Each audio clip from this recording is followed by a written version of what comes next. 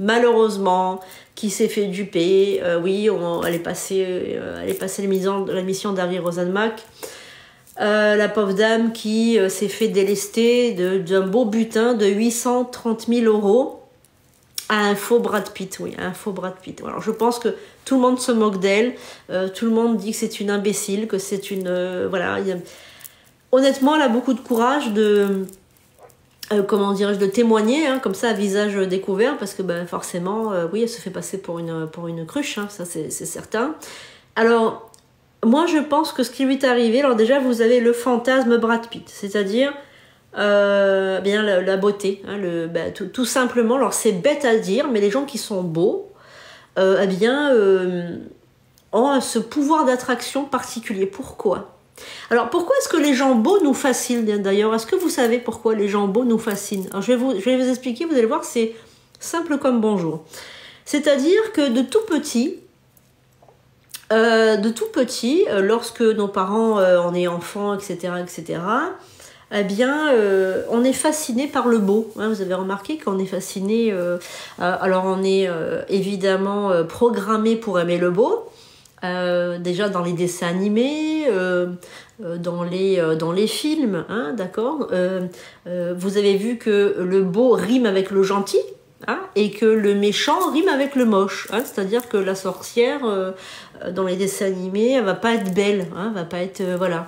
Et même si elle est belle, eh bien il y a une héroïne qui est encore plus belle qu'elle, c'est-à-dire que on prend par exemple le fantasme de la symbolique de Blanche-Neige et les 7 nains et la sorcière, donc qui est un symbolisme coucou Morgane, qui est un symbolisme bateau, hein, c'est-à-dire que le scénario Blanche-Neige et les 7 nains, c'est vraiment bateau, c'est-à-dire qu'on a l'héroïne qui est complètement abrutie, hein, qui chante, etc. Bonjour Hélène, qui chante, etc. et qui vit complètement dans un monde. Alors elle est battue, alors elle est maltraitée, c'est une véritable souillon, hein, le symbole de Blanche-Neige. D'ailleurs en psychanalyse on avait fait tous les Walt Disney, on avait travaillé sur Cendrillon, sur le syndrome de Peter Pan, on les avait tous passés au crible, donc je peux vous garantir que j'en connais un rayon sur le sujet. Alors, Blanche-Neige, c'est le carrier-type de la cruche qui est maltraitée, on s'en sert d'elle pour faire le ménage et faire les sales besognes, mais elle est heureuse comme ça. C'était le fantasme de la ménagère à l'ancienne. C'est-à-dire que tu vas te marier à 15 ans, tu vas faire les sales besognes, mais tu seras contente, en gros. Hein, et parce qu'il y a le prince charmant qui va venir te demander en épousailles, et tu vas convoler en juste noces avec le prince charmant. Les 7 nains, évidemment, ce sont les 7 péchés capitaux. Hein, puisque vous avez vu que à chaque fois que vous avez une représentation du chiffre 7, c'est toujours les 7 péchés capitaux. Alors vous avez toujours la paresse, le machin, vous avez paresseux, vous avez le gourmand qui était le joyeux, enfin vous avez tout ça. Évidemment le simplet c'était vous savez le paresseux, pas le paresseux, les péchés capitaux. Et vous avez donc le fantasme du prince charmant qui va venir évidemment sauver la pauvre fille, voilà. Eh bien, alors vous allez me dire, on fait un grand écart, mais non, mais c'est ça en fait. Hein. Brad Pitt, c'est le prince charmant. Non mais, vous allez me dire Sandrine, tu abuses, mais c'est exactement ça. Brad Pitt, c'est le symbolisme du prince charmant. Bah, vous avez vu sa tête, le gars, vous avez vu sa tête, voilà. Donc la tête c'est le prince Philippe du comment ça s'appelle, de Blanche-Neige. Alors vous avez prince Philippe, prince Stéphane, toujours les mêmes, d'accord.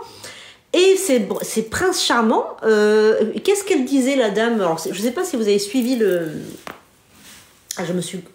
je me suis massacré le pied.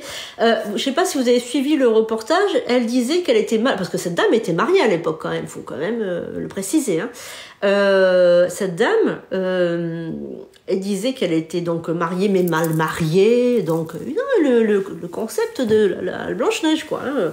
Voilà, son mari ne la regardait plus, etc. Enfin bref, elle racontait sa vie. Et tout à coup, un jour, est arrivé Brad Pitt. Oh.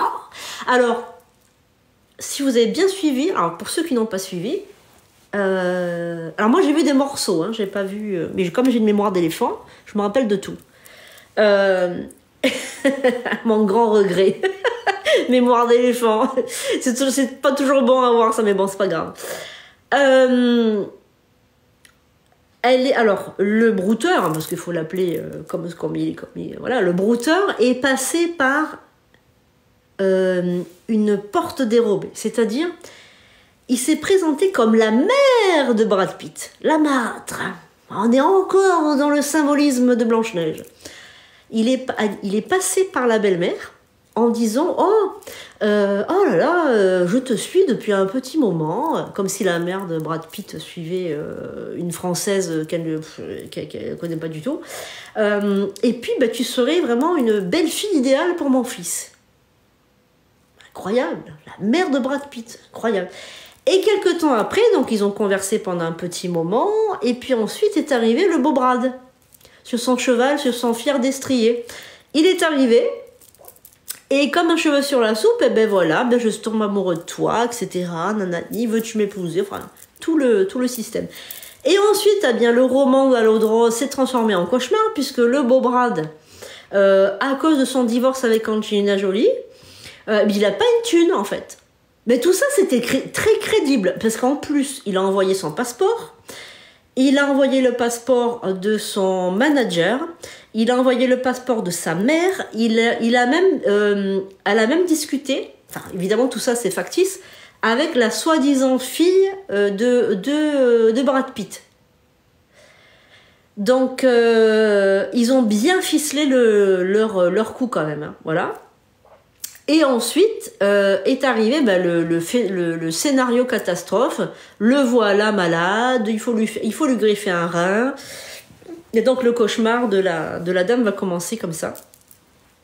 On va demander de l'argent à cette dame parce que évidemment en Amérique c'est très cher, les soins médicaux sont très chers et évidemment à cause de son divorce avec Angelina Jolie, il n'a plus d'argent. Donc elle va payer les frais médicaux de Brad Pitt. Voilà.